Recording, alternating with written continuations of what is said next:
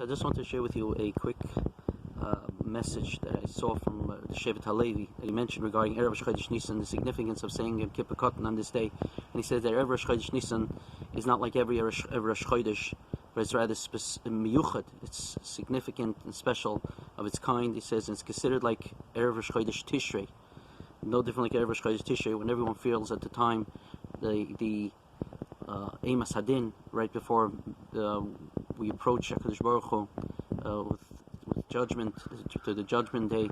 So too, he says Rosh Chodesh Nisan is just as significant as that time.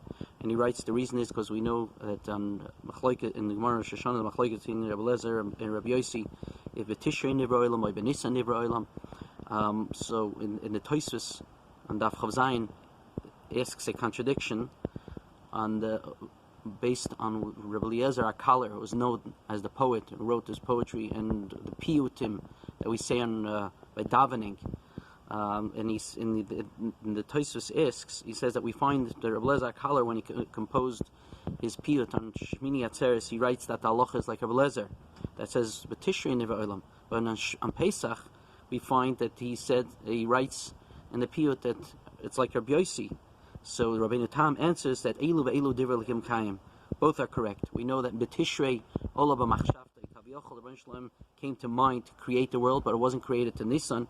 So too, he says, so therefore the significance of Nisan is just as potent as the time of Tishrei.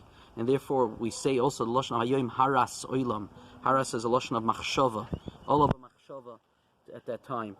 So therefore, we have to take it to mind, and the significance. He says that every year at this time, that we should look back on this past half year since the time of Nish Tishrei, how we conducted ourselves, and do tshuva on this time.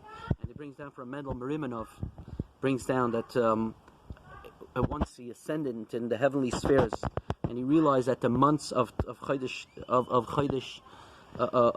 the winter months were much more enlightening than the months of the summer months. And the reason was that since the long winter nights that he utilized for learning Torah was much more potent and powerful, that it lit up actually that in those months, as opposed to the summertime when we're more lax when it comes to learning Torah. So it's important and significant that we look at this, and we accept upon ourselves now to say Yom Kippur Katan today, Erev Rosh Chodesh Nisan.